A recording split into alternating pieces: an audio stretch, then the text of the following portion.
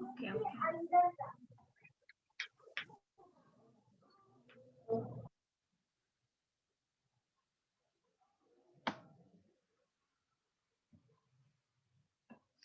तो यहाँ से क्या था कि how to remove the temporary hardness. तो अब यहाँ पे क्या है कि फर्स्टली कोई भी चीज सबसे इजी मेथड्स हमारा क्या है, बॉइलिंग।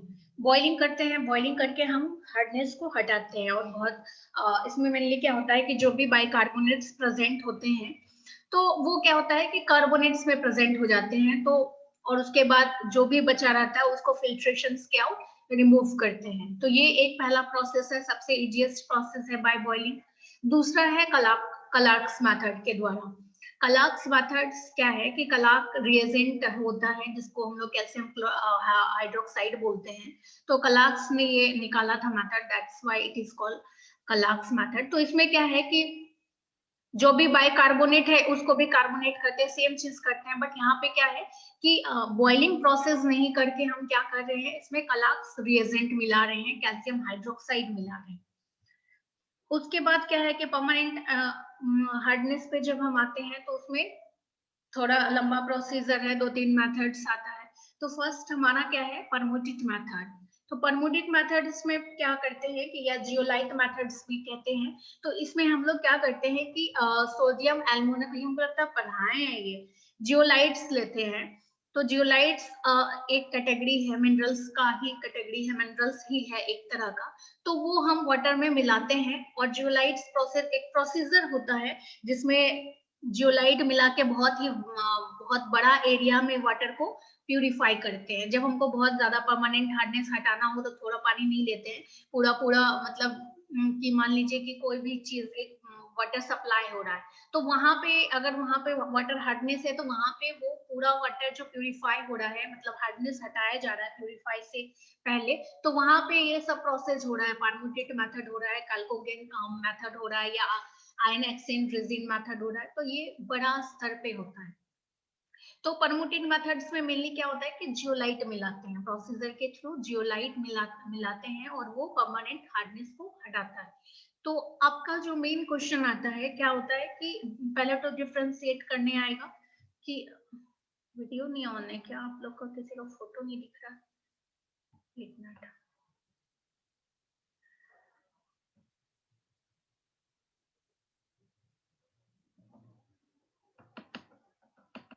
ओके, अब परमोनेट मेथड हुआ फर्स्ट वन। दूसरा क्या है कि कैल्कोगन मेथड्स। कैल्कोगन मेथड्स में भी क्या है कि जैसे परमोटेट मेथड्स में हम लोग जियो लाइट मिलाए या परमोटेट मिलाए, तो यहाँ पे हम लोग क्या करते हैं कि कैल्कोगन मिलाते हैं, जैसा नाम है सेम रिएजेंट मिलाते हैं। कैल्कोगन क्या है, सोडियम हेक्सा मेटाफॉस्फेट Na2PO36। तो इसको भी मिलाते हैं जैसे कि परमोटेट मेथड्स में। एक मिनट आपको हम दिखाते हैं, यहाँ से डायरेक्ट आप समझिएगा नहीं। स्क्रीन शेयर हो रहा है क्या? Yes ma'am. Yes ma'am. क्या शेयर हो रहा है? How to coordinates of permutate method, Calogan process, ion exchange method. Okay okay वही थोड़ा रोल कीजिए ना, पता चल जाएगा। क्या करना है? ऊपर नीचे रोल कीजिए ना।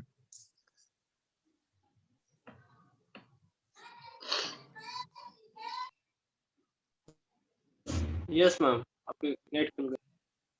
ये दिखाना चाह रहे थे, जैसे हम अभी बता दिए कि परमुटेट मेथड्स में हम ऐड करते हैं। तो अब कैसे कैसे ऐड होता है वो आप देखिए। जैसे यहाँ पे देखिए, कुछ करना नहीं है, एक्स्ट्रा कुछ भी नहीं करता है, बस परमुटेट ऐड करता है। जैसे ये वाला देखिए, हार्ड वाटर एक जगह से आया है ना,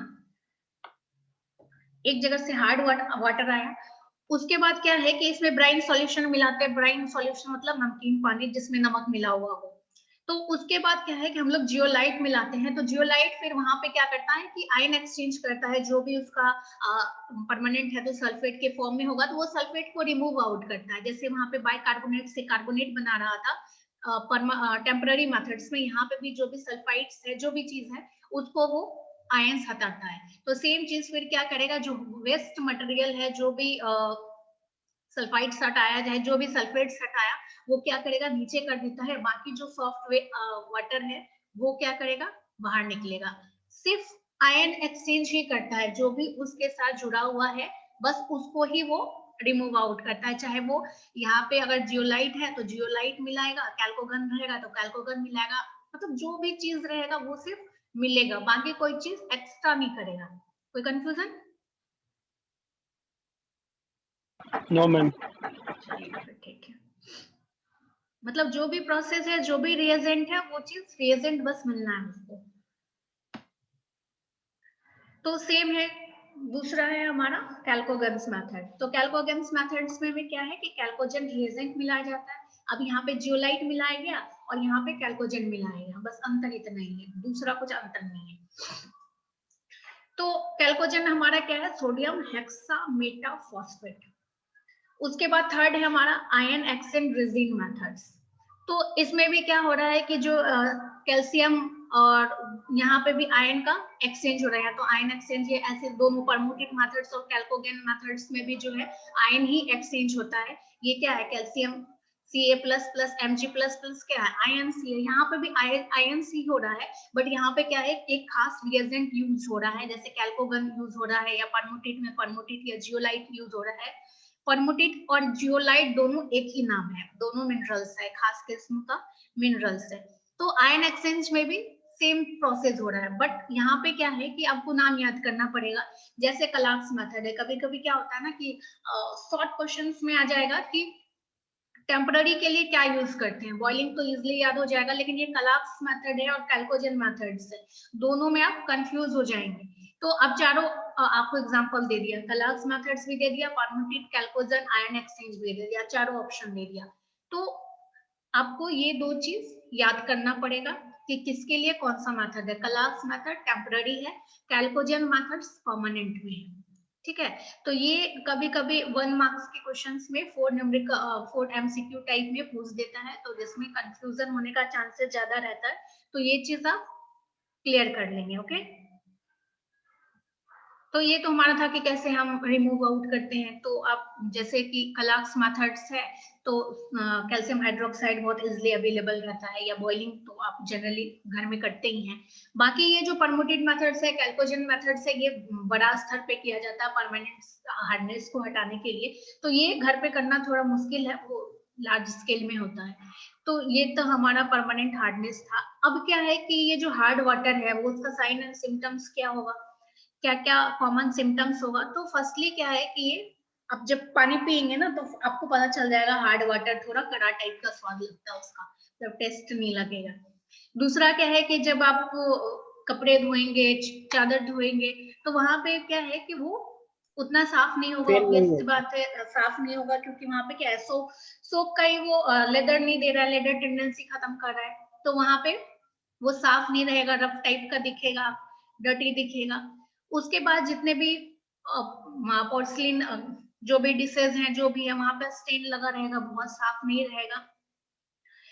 आप जो नहाते हैं, सावर जाते हैं, सावर लेते हैं, तो वहां पे क्या है कि वो फ्रीली वाटर नहीं आएगा।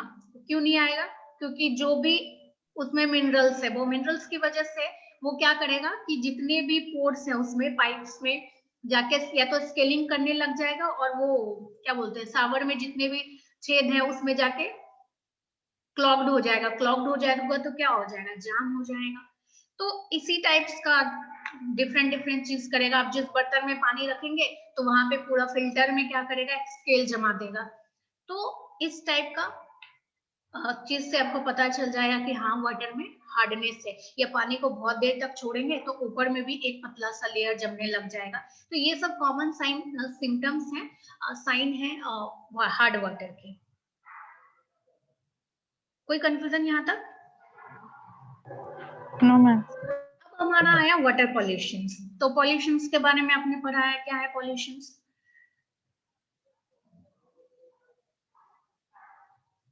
क्या है पॉल्यूशन?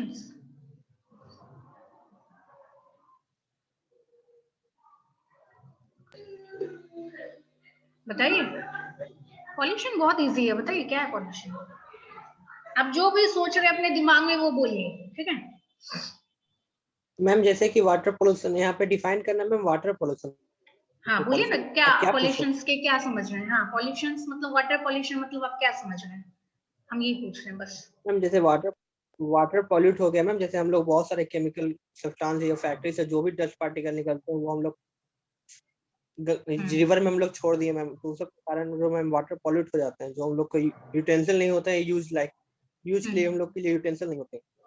हाँ, मतलब जो भी वाटर का क्वालिटी है, मतलब जो भी उसका प्रॉपर्टीज है, चाहे फिजिकल रहे केमिकल रहे, उसमें थोड़ा सा भी अगर अल्ट्रेशन हो रहा है तो वो हमारा पॉल्यूशन है, ऐसे हम डिफाइन कर सकते हैं। कोई भी थोड़ा भी कंटामिनेशन हो रहा है, पानी हमारा स्वच्छ होना चाहिए, थोड़ा सा भी मिट्टी मिट्टी टाइप दिखा तो पॉल्यूशन है ना। तो कोई भी ऐसा चीज, कोई भी चाहे वो किसी रूप में प्रेजेंट हो वाटर में, तो अगर वो कंटामिनेट कर रहा है वाटर को, उसके क्वालिटी को अल्टर कर रहा है, तो उसका मतलब है कि वो वाटर पॉल्यूटेंट है और वाटर का पॉल्यूशन कर रहा है। ये पूरा प्रक्रिया को हम लोग क्या बोल रहे हैं, वाटर पॉल्यूशन बोल रहे हैं। कोई कंफ्यूजन? पानी के कोई भी पानी रहे, चाहे एयर रहे, चाहे लैंड रहे, उसके क्वालिटी में थोड़ा सा भी अल्ट्रेशन हो रहा है, दैट इज वो पॉल्यूशन क्रिएट कर रहा है, चाहे वो लैंड का रहे, चाहे वो हवा रहे, एयर रहे। ठीक है, तो अब ये तो पॉल्यूशन बहुत इजी है, आप समझ गए कि थोड़ा सा भी अल्ट्रेशन हुआ दैट इज पॉल्यूशन, चाहे वो किसी चीज का भी पॉल्यूशन रहे। तो यहाँ हम पानी का पढ़ रहे हैं, तो पानी के क्वालिटी में थोड़ा सा भी गड़बड़ी हुआ। तो अब क्या क्या चीज हो सकता है, क्यों कौन कौन सी चीज हो सकता है वाटर पॉल्यूशन का? तो क्या क्या चीज हो सकता है? Firstly waste water, sewage. तो जो नाले का पानी है वो कहाँ जा रहा है? रिवर में, समुद्र में, गंगा नदी में। तो अब गंगा नदी है, गंगा नदी है तो गंगा नदी का फिर क्या करते हैं कि सरकार क्या कर रहा है कि म्युनिसिपल वाटर वहीं से सप्लाई कर रहा है, उसी को प्यूरिफाई करके सप्लाई कर रहा है। तो वो गंगा को क्या कर रहा है, सबसे वो तो बात की बात है, प्यूरिफाई करके सप्लाई कर रहा है। तो जितना भी घर का कचरा है, चाहे इंडस्ट्रियल कचरा है, वो कहाँ जा रहा है हमारा? गंगा नदी में, चाहे जो भी नदी में, जो भी नदी है वहां पे जा रहा है। तो वो क्या कर रहा है, पॉल्यूशन क्रिएट कर रहा है, सरफेस वाटर का पॉल्यूशन क्रिएट कर रहा है। अगर ये कंटामिनेशन बढ़ते गया काफी दिन तक, तो वो क्या करेगा, वो सतह के नीचे भी जाएगा। अभी तो सरफेस है, लेकिन वो सतह के नीचे भी जाएगा, वो ग्राउंड वाटर में भी जाएगा। और ग्राउंड वाटर को प्यूरिफाई करना क्या है, जल्दी वो कंटामिनेट नहीं होता है, बट अगर कंटामिनेट हो गया तो उसको प्यूरिफाई करना बहुत मुश्किल है। कोई कंफ्यूजन? सरफेस वाटर में आप ये चीज पढ़े थे। Yes ma'am. उसके बाद क्या है कि ये तो हमारा हाउस है, हाउस होल्ड है, हाउस होल्ड में चलिए ठीक है, मान लेते हैं ज्यादा कचरा नहीं गया होगा। बट दूसरा क्या आता है, इंडस्ट्रियल एलिफेंट्स और इंडस्ट्रियल यूजेस। अब इंडस्ट्रियल वाला चीज गया होगा तो वो तो बहुत खतरनाक है। जो भी चीज गया होगा, डाई गया होगा, वैसी बात है, पेंट गया होगा, कुछ गया ना गया होगा, पेंट गया होगा, डाइस गया होगा। उसके बाद बहुत सारे मिनरल्स गए होंगे।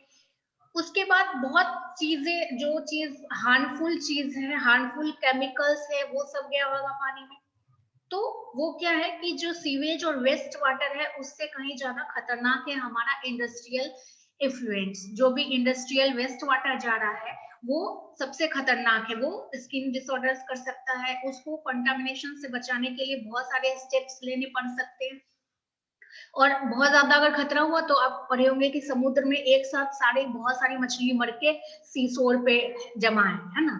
वो सब कहाँ से हो रहा है, ये सब चीज से हो रहा है। उसको इतना ज्यादा केमिकल मिल रहा है कि वो खुद सर्वाइव नहीं कर रहा है। जैसे कि थर्ड पॉइंट है हमारे इट्रोफिकेशन। तो इट्रोफिकेशन भी इंडस्ट्रियल इफ्लुएंस या इंडस्ट्रियल यूजेस से ही रिलेटेड है। अब क्या हो रहा है कि मान लीजिए कि बहुत सारा इंडस्ट्रियल चीज आया, वेस्ट वाटर आया, ठीक है, उसमें बहुत सारे केमिकल्स हैं। केमिकल्स क्या हो सकता है, बहुत केमिकल्स में कुछ भी हो सकता है, मिनरल्स के फॉर्म में हो सकता है, एलिमेंट्स हो सकता है, कुछ भी हो सकता है। तो अब ये चीज क्या हो सकता है, एक चीज के लिए खराबी हो सकता है, दूसरे के लिए अच्छा हो सकता है। फॉर एग्जाम्पल कि मान लीजिए बहुत सारा मिनरल्स निकला इंडस्ट्री से, कहाँ गया, पानी में गया, पानी में मिक्स अप हो गया बहुत सारे मिनरल्स। अब जो एल्गी है, जो भी एल्गी है जो बिल्कुल भी जरूरत नहीं है, तो वो उसको मिनरल्स चाहिए, उसको मिनरल्स मिल गया तो वो क्या होगा, क्या होगा, सरवाइव करेगा। क्या करेगा, सरवाइव करेगा। हाँ, बहुत बेटर सरवाइव करेगा, बहुत ज्यादा मिनरल्स मिल रहा है, बहुत ग्रोथ करेगा, बहुत ज्यादा ग्रोथ करेगा। तो अब ये जो एल्गी है, बहुत ज्यादा जो भी सीवीड्स है, वो क्या करेगा, बहुत ज्यादा, बहुत बहुत पूरा एकदम समुद्र में हो गया, पूरा हरा हरा पूरा समुद्र में फैल गया।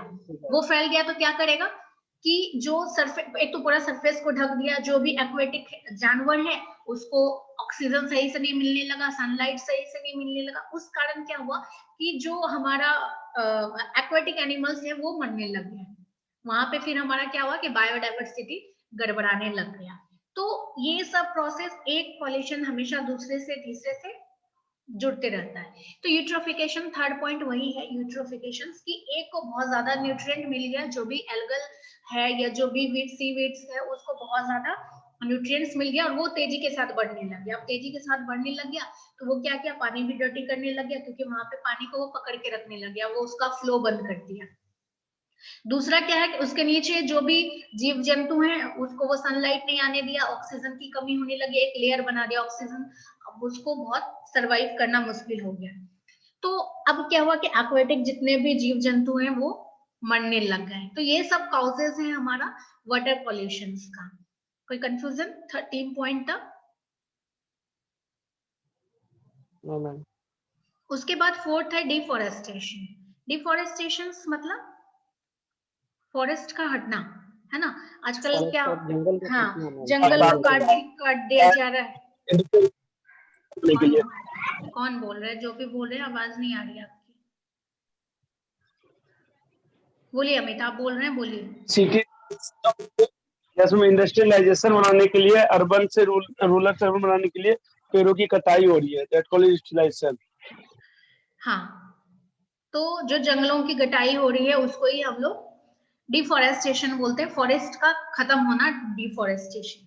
तो अब जो डिफॉरेस्टेशन है तो ये हमारा क्या कर रहा है, मेनली फॉरेस्ट या पेड़ पौधे क्या कर रहे हैं, जमीन को पकड़ के हैं, तो क्या वो क्या कर रहे हैं, सॉइल इरोजन को रोक रहे हैं। सॉइल इरोजन क्या है कि जो हवा चला, पानी आया, तो वो क्या है कि जो ऊपरी वाला जो सतह है उसको वो बचा रहा है। जो भी फर्टिलाइजर, बहुत ज्यादा फर्टिलाइजिंग पावर है उस सॉइल में, तो वो सॉइल को बचा रहा है, उस मिट्टी को बचा रहा है। अब क्या है कि सॉइल नहीं है तो वो जड़ उसका पकड़ के रखा नहीं है मिट्टी को, तो क्या है कि पानी आया, हवा आया, वो क्या हुआ, सॉइल इरोजन हो गया, सॉइल उड़ गया। उड़ते उड़ते कहाँ मिला, पानी में मिला। पानी में मिला तो क्या है कि पानी में मिला तो ठीक है, तो पानी में मिलके क्या किया, मिट्टी अगर पानी में मिलेगा तो क्या होगा, सिंपल क्वेश्चन है, क्या होगा ऋतिक? पानी, नॉर्मल एक गिलास पानी है उसमें मिट्टी मिला दोगे तो क्या होगा, पानी गंदा हो जाएगा। पानी मिट्टी मिट्टी टाइप हो जाएगा, मड़की वाटर हो जाएगा, एकदम मिट्टी मिट्टी टाइप का पानी दिखेगा आपको। तो वहां पे क्या हो रहा है कि डिफॉरेस्टेशन के कारण भी वाटर पॉल्यूशन हो रहा है। ठीक है, मिट्टी मिट्टी हो गया। उसके बाद क्या है कि बहुत ज्यादा अगर मिट्टी हो गया तो जितने भी एक्वेटिक एनिमल्स हैं तो वो क्या है, जैसे सांस कैसे लेती है मछलियां, कैसे लेती है सांस मछलियां? प्रवीण गल्फरों के द्वारा मैम, बताइए, हैं? सल्क के द्वारा मैम, किसके कारण?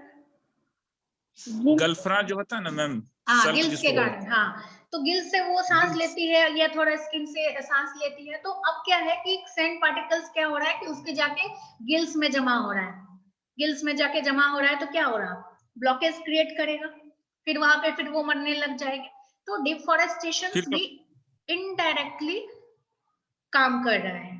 उसके बाद क्या है कि एग्रीकल्चरल रन ऑफ ये सब सेकेंडरी है, कि जितने भी पेस्टिसाइड्स हैं इरिटेशंस के बाद, या फिर आप जो धोने जाते हैं, जितने भी फल फ्रूट्स जो भी है, अगर धोए फिर पानी गलती से भी नदी में चला गया तो वो क्या है, पेस्टिसाइड्स है, या फिर जो भी फर्टिलाइजर्स है उसमें कुछ ना कुछ मिनरल्स है।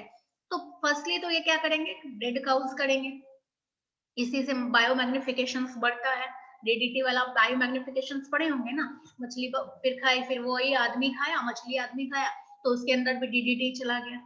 ये बायोमैग्निफिकेशन वर्ड समझते हैं ना, पढ़े होंगे आप लोग 10th में, 10th 12th व्हाटएवर जब भी पढ़े होंगे। तो ये चीज क्या हो रहा है कि जो भी फर्टिलाइजर्स है या जो भी केमिकल्स है, जो भी क्या बोलते हैं खेती में यूज किया गया, वो इनडायरेक्टली या इनडायरेक्टली बह के अगर नदी में जाता है तो वहां पे भी वो क्या कर रहा है कि टॉक्सिसिटी बढ़ा रहा है। वो भी किसको दे रहा है, इंड्यूस कर रहा है, यूट्रोफिकेशन को इंड्यूस कर रहा है। हो सकता है वो पेस्टिसाइड्स, वो फर्टिलाइजर्स है, तो वो क्या करेगा, जो भी अल्गल ब्लूम है या फिर सीवीड्स है उसको बढ़ाने लग जाएगा, फिर वो यूट्रोफिकेशन काउज करेगा, या फिर अगर मान लीजिए पेस्टिसाइड्स है, डीडीटी टाइप का कुछ है, तो वो अगर मछलियां खा ली, मछली के बाद आप खाएंगे, इस टाइप से क्या होगा कि बायो मैग्निफिकेशन बढ़ेगा, बायो एम्प्लीफिकेशन वो केमिकल का बढ़ेगा, आपके अंदर वो चीज एक्युमुलेट होने लग जाएगा। यहाँ तक कोई कंफ्यूजन? No ma'am. उसके बाद है पैथोजेंस। अब सरफेस वाटर है तो बहुत सारे हमारे एनवायरमेंट में पैथोजेंस है, बैक्टीरिया है, वायरस है, पता नहीं क्या क्या है, वो भी मिक्स हो सकता है पानी में। जैसे मिक्स होगा तो फिर वाटर काउजिंग कंटामिनेशन फैलेगा, जो भी कॉलरा फैल रहा है, चाहे टाइफाइड भी वाटर से फैलता है, तो ये सब चीज क्या करेगा, कंटामिनेशन फैलाएगा, कम्युनिकेबल डिजीज फैलाएगा। उसके बाद क्या है कि केमिकल पॉल्यूटेंट्स, ये हम इंडस्ट्रियल वाले में ही डिफाइन कर दिए थोड़ा। तो केमिकल पॉल्यूटेंट्स क्या है कि जो भी केमिकल्स है या हैवी मेटल्स है, मरकरी है, लीड है, इस टाइप का कोई भी चीज अगर पानी में गया तो वो क्या करेगा, या फिर जो बहुत बहुत बड़ी बड़ी समुद्र में क्या है, बहुत बड़ा बड़ा क्या शिप चलता है, तो शिप का जो ऑयल लीकेज हुआ या एक्सीडेंट हो गया शिप का, तो कहाँ डूबा, समुद्र में डूबा। समुद्र में डूबा तो क्या हुआ, सिर्फ आदमी नहीं मरा ना, उसके साथ क्या है कि उतना उसका जो ऑयल लीकेज हुआ होगा या उसमें जितना भी चीज होगा वो सारा कहाँ गया, पानी में। आदमी तो मरा मरा, वो क्या हुआ कि वाटर पॉल्यूशन वहां क्रिएट किया, डिफरेंट डिफरेंट चीज, फिर वहां पे बायोमैग्निफिकेशन होगा, यूट्रोफिकेशन होगा, और पॉल्यूशन तो होगा ही होगा। तो ये सब चीज क्या है, हमारा पॉल्यूटेंट्स है, और ये डिफरेंट डिफरेंट कैटेगरी है वाटर पॉल्यूशन की। अगर वाटर पॉल्यूशन को हमको बचाना है, वाटर को पॉल्यूशन, तो हम क्या करेंगे, ये सब चीज को रोक देंगे, जो भी चीज है इसको रोक देंगे, क्या रोकेंगे ना, तो हमारा वो मेजर्स बन जाएगा।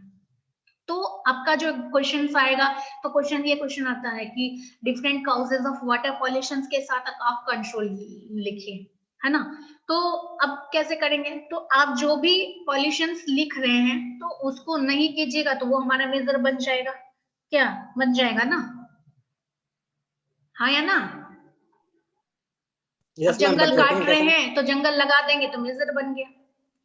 एग्रीकल्चरल फर्टिलाइजर्स केमिकल्स है तो उसको हम रोक देंगे तो वो एक मेजर बन गया। पॉल्यूटेंट्स को हम पानी में नहीं जाने देंगे तो वो हमारा मेजर्स बन गया। लेकिन अब इंडस्ट्रियल वाला चीज है तो फैक्ट्री की पॉल्यूटेंट कहाँ जाएगी? हाँ, वही वही हम बताने वाले थे कि अब वो इंडस्ट्री तो बंद नहीं कर सकते, क्योंकि उससे हमारा देश का जीडीपी बढ़ रहा है और जो भी बढ़ रहा है। तो अब वहां पे हम क्या करेंगे, कुछ एक मेजर्स लेंगे, जो भी इंडस्ट्रियल वेस्ट वाटर निकल रहा है तो उसको हम क्या करेंगे, पहले उसका ट्रीटमेंट करेंगे, तब जाके नदी में छोड़ेंगे। जो भी चीजें उसको फर्स्टली प्यूरिफाई करेंगे, देन आफ्टर नदी में चाहे जहां पे भी देना है उसके बाद उसको छोड़ेंगे। ये कर सकते हैं ना, क्या कर सकते हैं ना ऋतिक? ये तो स्वच्छ भारत अभियान में तो हो रहा है मैम, हाँ, तो नरेंद्र अभी मोदी के द्वारा। सारे इंडस्ट्रीज को ये मिला हुआ है कि जब तक आपका वेस्ट वाटर जो है वो ट्रीटेड नहीं हो सकता, तब तक वो वाटर कोई भी वाटर बॉडीज में नहीं मिलेगा। तो ये सब चीज प्रोसेस चल रहा है। तो अब मेजर्स में आता है, तो 3 मेजर्स पढ़ते हैं। तो फर्स्टली क्या है कि हम जो वाटर कंटामिनेशन को, ग्राउंड वाटर कंटामिनेशन को प्रिवेंट करेंगे किसी तरह। हेलो मैम, एक सवाल था। हाँ बोलिए, कौन है आप? वो तो मैम जो दवा जो है वो क्या नाम है आपका? आपको हम देख नहीं रहे। हाँ, पुरुषोत्तम कुमार, हाँ बोलिए। हाँ बोलिए बोलिए बोले थे बोलिए। मैम, जैसे कि दवा जो है हाँ, जेनेरिक आता है, कंपनी आता है और एथिकल आता है, तो दोनों में अंतर क्या है? आवाज नहीं आ रही आपकी, क्या दवाई आता है? बोल रहे मैम कि जो दवा जो आता है एथिकल और जेनेरिक दोनों आता है, तो दोनों अंतर क्या है एथिकल में और जेनेरिक में? हम अभी क्या पढ़ा रहे हैं पुरुषोत्तम आपको? अभी टॉपिक दूसरा मैम तो पढ़ा रहे, बट मतलब डाउट था मेरे को, इसलिए हम आपसे पूछे। हाँ ठीक है, अब आप वो क्वेश्चन पूछे तो चलिए उसका भी हम आंसर बता देते हैं। जो 2 तरह का दवाई आती है, फर्स्ट इज स्टैंडर्ड कैटेगरी का दवाई, दूसरा जेनरिक कैटेगरी का दवाई, है ना। तो दोनों में अंतर क्या रहता है कि दोनों में फर्स्टली तो आपको प्राइस का अंतर दिखा होगा, आप जो भी दवाई में बेचते हैं। तो प्राइस का डिफरेंस इसीलिए रहता है कि जो ब्रांड होता है, जैसे कोई भी चीज का एक ब्रांड है और दूसरा अनब्रांडेड है, तो पहला तो वो ब्रांड पे चला गया। दूसरा, जैसे दवाई का प्राइस जब आता है, जब आप जुडिस में पढ़ेंगे, तो दवाई का प्राइस कैसे आता है ना कि ब्रांड नेम से हर कुछ जुड़ता है, तो वो सब चीज जुड़ते जाता है। जैसे जो भी ब्रांडेड कंपनियां हैं वो क्या करती है, हायर करती है कोई एक बड़ा स्टार को एडवर्टीजमेंट के लिए, तो वो बड़ा स्टार जो है वो फ्री में थोड़ी करता है, वो पैसा लेती है ना। जो भी रहे, दीपिका पादुकोण ने लक्स का प्रचार कर रही है, तो अब लक्स का प्रचार करिए, क्या दीपिका फ्री में करेगी? नहीं ना, वो बड़ा अमाउंट लेती है, तो वो भी टैक्सेस उस साबुन में जुटता है। अब दूसरा कोई भी एक फालतू साबुन लीजिए, कोई भी एग्जांपल जो सस्ते में आता हो, बोलिए आप लोग बताइए। पतंजलि साबुन मैम। हाँ लक्स लक्स कितना भी बेकार साबुन रहे, लेकिन उसका प्रचार हमेशा स्टार करता है, ये याद क्यों नहीं रखते आप? लक्स में कुछ नहीं रहता, वो सिर्फ स्टार का पैसा लेता है। हाँ, पतंजलि साबुन मैम। पतंजलि बाबा रामदेव खुद प्रचार करते हैं, 10 रुपया में बेचते हैं, उसको क्या लगता है? पतंजलि साबुन खुद प्रचार करते हैं। हाँ, चितको साबुन जो ट्रेन लेके बेचता है उससे उसका प्रचार नहीं होता, वो डायरेक्टली बेचता है, जैसे मैं बोल रहा हूँ। हाँ, और अब चलिए अब आप जेनरिक में आते हैं, वो ये हम बता दिए ब्रांड वैल्यू, ठीक है, तो ब्रांड वैल्यू के कारण उसका दाम बढ़ जाता है। दूसरा क्या होता है ना कि जो मतलब क्या बोलते हैं, ब्रांडेड दवाइयां हैं, तो उसका क्या होता है कि एकदम कांस्टेंट आईपी फॉलो रहता है कि हाँ इतना से इतना तक है। जेनरिक में थोड़ा बहुत कम भी चलता है, लेकिन ऐसे तो आईपी को फॉलो जेनरिक को भी करना पड़ता है, बट थोड़ा बहुत उसमें कम रहता है जेनरिक में। तो इसी कारण क्या है कि लोग जेनरिक पे जल्दी विश्वास नहीं करते, जब भी लेते हैं वो ब्रांडेड दवाइयां ही लेते हैं, ठीक है। और भी कुछ जानना चाहते हैं? उसमें मैम जेनरिक और इथिकल में अंतर नहीं है, क्या अंतर है मैम? क्या बोले? बोले जेनरिक और इथिकल में अंतर है? नहीं, कोई अंतर नहीं है, बस थोड़ा बहुत वो भी कंपनी वाला जान के करती है, लेकिन अगर एज पर फार्मेसी जाएगा तो उसको वो भी नहीं करना है। अगर वो चेक करेगा तो आईपी दोनों को ही फॉलो करना है। तो बस ब्रांड वैल्यू का रहता है, क्योंकि उसका पेटेंट का वो अपना पैसा वसूलते रहता है, वो पेटेंट से खरीदा रहता है, तो इसलिए पेटेंट में उसको पैसा लगता है, इसलिए वो पैसा वसूलता है। बाकी कंपोजिशंस में कोई अंतर नहीं है। उसका तो एमआर वाला भी आप उसमें क्यों जा रहे हैं? ब्रांड वैल्यू में आप बस देखिए, बाकी डिफरेंस कुछ नहीं है। पैरासिटा 500 ml जेनरिक में क्या 200 ml का मिलता है, 200 mg का मिलता है आपको? नो कुछ नहीं रहता है, कितना mg रहता है? नहीं रहता है 500 mg रहता है ना। रेस में जो 500 रहता है, इथिकल में 500 रहता है, 500 ही रहता है ना। तो आईपी को दोनों फॉलो करता है, बट वहां पे ब्रांड का वैल्यू हो जाता है, यहाँ पे ब्रांड का वैल्यू नहीं। पिए भैया अभी क्लास के वक्त आप चाय दे के जाते हैं तो क्वालिटी में मैम कोई अंतर नहीं होता। क्वालिटी में कोई अंतर नहीं है, लेकिन क्या करता है कि जैसे कि मान लीजिए जेनरिक वाली है दवाइयां, जेनरिक वाली दवाइयां क्या करती हैं कि जैसे सरकार को देना है, ठीक है, सरकार को जेनरिक दवाइयां देना है, हॉस्पिटल में जेनरिक दवाइयां देना है, तो वो क्या करता है कि थोड़ा अपना कमाने के लिए गड़बड़ कर देता है, थोड़ा गड़बड़ करता है, क्योंकि उसको खुद को प्रॉफिट लेना है, सरकार को भी प्रॉफिट लेना है, क्योंकि उसको जेनरिक दवाइयां खरीदना है। वो क्या ड्रग निकालती है, क्या बोलते हैं उसको, क्या निकालती है, क्या निकालती है, क्या बोलते हैं उसको, वो कुछ निकालती है, ठीक है। हाँ, नहीं उसको वो चीज याद नहीं आ रहा है, उसका नाम क्या बोलते हैं उसको, फंड या टेंडर्स। हाँ, टेंडर निकालती है। तो अब वो सारी जेनरिक दवाइयां तो सरकार को जो सबसे कम में देगा दवाई वही देगा, तो उसमें जेनरिक दवाई वाला क्या करता है, जैसे 50 ml देना है तो 45 ml ही दे देता है, या थोड़ा कुछ कम mg करके देता है। हेलो, तो सेम चीज करता है। हाँ, बोलिए। हम बोल रहे थे इसी कारण मैम, मतलब कुछ दिन से मैं बहुत दिन से शंका था इस पे, कि डाउट था कि इथिकल और जेनरिक में क्या अंतर है, मतलब बस ब्रांड वैल्यू का अंतर है, बाकी कोई कंपोजिशंस का बिल्कुल भी अंतर नहीं है, ठीक है। एज पर फार्मेसी रूल्स दोनों में बिल्कुल भी अंतर नहीं है, बस ब्रांड वैल्यू का अंतर है, वो अपना कंपनी नाम बेचता है बस, और कुछ गड़बड़ नहीं है। और बाकी मान लीजिए कि जो जेनरिक दवाइयां है ना, काम करेगा उतना जेनरिक। अरे मेरी बात ही नहीं सुन रहे आप, खुद ही बोले जा रहे हैं, तो डाउट क्यों पूछते हो फिर? दूसरा क्या है कि जो जेनरिक दवाइयां देखे होंगे आप, उसका जो स्ट्रिपिंग है और जो ब्रांडेड का स्ट्रिपिंग है, दोनों का बहुत अलग रहता है, ब्रांडेड का काफी बेटर रहता है, तो वो सब प्राइस उसमें जुटते जाता है। आप जब कॉस्ट मटेरियल का पढ़ेंगे ना, तो वो हर एक चीज का कॉस्ट जोड़ता है, वर्कर से लेके हर कुछ चीज का। ब्रांडेड दुकान है, ब्रांडेड जहाँ पे जो भी इंडस्ट्री है तो ऑब्वियस सी बात है वर्कर को ज्यादा पैसा देती होगी। जहाँ पे जेनरिक बन रहा है वहां पे थोड़ा कम देती है। तो वो सब चीज, और फिर वो स्टार को रखती है, स्टार ही करोड़ों रुपया उसका ले रहा है प्रचार के लिए, तो वो सब चीज का ऐड होके बनता है। बाकी दोनों का कंपोजिशंस में कहीं गड़बड़ नहीं है, दोनों सेम है। पैरासीटामोल अगर आप जेनरिक भी खा रहे हैं तो सेम इफेक्ट दे रहा है, अगर वो भी खा रहे हैं ब्रांडेड भी खा रहे हैं तो सेम इफेक्ट दे रहा है, ठीक है।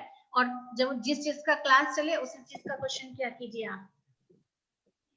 अभी तक मेरा चैप्टर कंप्लीट हो गया रहता। चलिए कोई बात नहीं। तो वाटर पॉल्यूशन, अब कंफ्यूजन दूर हुआ कि नहीं का? अभी भी स्टिल कंफ्यूजन है कोई?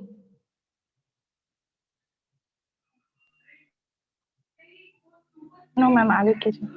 चलिए अब हम आगे पढ़ते हैं। तो फिर क्या है कि वाटर पॉल्यूशन का मेजर्स कैसे करते हैं। तो फर्स्टली हम जितना पॉइंट बताएं उसको रिड्यूस कर सकते हैं। अगर मान लीजिए कि जैसे जो चीज नहीं कर सकते तो उसका ट्रीटमेंट करेंगे, ऑब्वियस सी बात है। जैसे इंडस्ट्री वाला चीज है वो तो पानी में जाएगा ही जाएगा, तो अब जाएगा, उससे पहले हम क्या करें, उसको प्योर कर दे, उसको थोड़ा कम कर दे। अगर नहीं फुल्ली प्योर कर सकते हैं तो थोड़ा जो भी मिनरल्स है, जो भी केमिकल्स है, थोड़ा उसको कम कर दे, ट्रीट कर दे, वाटर ट्रीटमेंट कर दे, वेस्ट वाटर ट्रीटमेंट करे, उसके बाद फिर करें। तो एक दो पॉइंट्स है वो पढ़ते हैं कि फर्स्ट क्या है कि वाटर पॉल्यूशन में ग्राउंड वाटर कॉन्टामिनेशन को बहुत ज्यादा कम करें, जितना कम करना है उसे करें। जैसे कि ग्राउंड वाटर कैसे, अंडरग्राउंड वाटर कॉन्टामिनेशन कैसे होता है, जैसे कि बहुत ज्यादा लैंडफिल्स गंदा है, बहुत ज्यादा अगर लैंड पॉल्यूशन से, बहुत ज्यादा लैंड पॉल्यूशन है तो वो क्या हुआ कि पानी गिरा, वो क्या बोलते हैं बरसात हुआ, उसके बाद क्या हुआ, वो नीचे गया, सिप होके नीचे गया धरती में। अब अगर धरती पॉल्यूटेड है तो वो पानी भी पॉल्यूटेड होके ही गया। हालांकि हमारे लेयर्स बहुत ज्यादा हैं जिससे वो प्यूरिफाई होके भी जाएगा, बट कुछ अमाउंट में अगर बहुत ज्यादा पॉल्यूटेड लैंड है तो वो वाटर थोड़ा बहुत पॉल्यूटेड रहेगा। और ग्राउंड वाटर अगर पॉल्यूटेड हुआ तो क्या है कि उसका कंटामिनेशन ट्रीट करना बहुत मुश्किल होता है, फिर बहुत दिक्कत होगा, सारा पानी ही दूषित हो जाएगा। फर्स्टली तो हम किसी तरह क्या करें कि जो भी हमारा पॉल्यूशन लेवल है उसको हम बचाएं। उसके बाद क्या है दूसरा कि नॉन पॉइंट रन ऑफ को क्या करें, हम रिड्यूस कर दें। अब इसका मतलब क्या है कि मान लीजिए जो पानी बह रहा है बिना वजह का बह रहा है, तो पानी बह रहा है, एक तो वेस्ट वाटर, यहाँ पे हम पॉल्यूशन के साथ वाटर मैनेजमेंट भी पढ़ रहे हैं इसलिए ये पॉइंट आया है। तो आप फिर बोलेंगे कि पानी बंद करने से पॉल्यूशन कैसे रुकेगा, तो वो नहीं है, यहाँ पे वाटर मैनेजमेंट भी पढ़ रहे हैं, दोनों का आंसर लगभग सेम है। तो वाटर मैनेजमेंट भी हम करेंगे कि पानी को रोकेंगे भी, बिना वजह बर्बाद नहीं करेंगे, क्योंकि हमारे पास वाटर बहुत है, हमारे लैंड पे वाटर बहुत है, बट पीने का पानी हमारा पॉइंट में है, पॉइंट में है पीने का पानी। तो इसीलिए क्या है कि हमारा जो फालतू का रन बहते रह रहा है उसको हम बंद करें, वाटर मैनेज करें। सेकेंड क्या है कि जो भी इरिगेशन के लिए वाटर है उसको हम लोग, जो प्योर वाटर ले रहे हैं उसको हम लोग रीयूज करें। जो भी वेस्ट वाटर हमारे घर से निकल रहा है तो उसको हम ट्रीट करें, पहले जो भी केमिकल्स खराब चीज है उसको हम ट्रीट करें, फिर हम वो चीज इरिगेशन के लिए कर दे, सिंचाई के लिए कर दे। जो भी मान लीजिए सिंचाई करना है, खेत वेत में सिंचाई पानी देना है तो वो वाला चीज हम वहां पे कर दें। फोर्थ पॉइंट क्या है कि एफॉरेस्टेशन, सॉइल इरोजन को रोकने के लिए आप बहुत ज्यादा पेड़ पौधे लगाएं। उसके बाद जो भी टॉक्सिक पॉल्यूटेंट्स हैं उसके लिए हम कोई सब्स्टिट्यूट्स निकाले, जैसे कि वाटर, इंडस्ट्री का वाटर जो निकल रहा है तो उसको हम क्या करें, पहले उसको ट्रीट करें, उसके बाद उसको हम नदी में, वाटर बॉडीज में, जो भी वाटर बॉडीज में छोड़ रहे हैं वहां पे दें। उसके बाद क्या है कि जो भी सीवेज है उसको हम नेचुरल तरीके से करें। हम करते हैं ना वेस्ट वाटर ट्रीटमेंट में, बैक्टीरिया बीओडी लेवल सब चेक करते हैं, बहुत सारे बैक्टीरिया को करते हैं, वो एरोबिक रेस्पिरेशन टाइप्स में करके फिर जितने भी कॉन्टामिनेशन है वो खुद को बैक्टीरिया वहां पे खा लेते हैं, तो वो हम वेस्ट वाटर ट्रीटमेंट करें। उसके बाद रिसोर्स वेस्टेज जो हम कर रहे हैं, चाहे वो वाटर है, ये सब हमारा क्या है कि सीमित है। ऐसा नहीं है कि पानी हमारे पास बहुत है, बट जो वाटर है, जो पीने वाला पानी है, वो हमारे पास बहुत ही ज्यादा कम है। तो इसीलिए जो है हम वेस्टेज जो कर रहे हैं इस नेचुरल रिसोर्सेज का, हम उसको ना करें। और चूंकि वाटर, एयर, सॉइल पॉल्यूशन तीनों एक दूसरे से जुड़ा है तो हम इस पॉल्यूशन को कम करें। वाटर बहुत गंदा है तो क्या है, कि कोई ना कोई वजह से क्या है कि तीनों एक दूसरे से कनेक्टेड है। जैसे अभी बताएं कि अगर लैंड बहुत पॉल्यूशन है तो क्या है कि जैसे ही रेनफॉल होगा तो वो क्या है कि वाटर में सरफेस वाटर बनना, उसको अंडरग्राउंड वाटर बनना है, तो वो जब अंदर जाएगा तो वहां पे क्या है कि पॉल्यूशन लेके वो साथ में जाएगा और अंडरग्राउंड वाटर्स को वो खत्म करेगा। तो हमारे पास 1 मिनट बचा है, अभी को किसी को डाउट है तो वो क्वेश्चन कीजिए, फिर नेक्स्ट क्लासेस में हम प्यूरिफिकेशन ऑफ वाटर पढ़ेंगे। ओके, फिर लैंड पॉल्यूशन और एयर पॉल्यूशन पढ़ेंगे, उसके बाद भी कुछ है होगा तो वो पढ़ेंगे, वेस्ट मटेरियल का कुछ है। बोलिए बोलिए प्रवीण गुप्ता, क्या बोलना चाह रहे हैं आप? मैम हम लोग कितना स्टूडेंट क्लास कर रहे हैं ऑनलाइन? आप लोग फिलहाल में भी 20 लोग ज्वाइन हुए हैं। तो हम लोग का बैच में टोटल स्टूडेंट तो 60 है मैम ना? हाँ 60 है, बाकी तो 40 और सब लोग क्लास आराम क्यों कर नहीं कर रहे रहे हैं। हैं? अब तुम उनसे पूछो ना क्या प्रॉब्लम है उनका। नहीं पता नहीं। क्यों, तुमको क्या दिक्कत है? तुम खुद क्लास करो ना।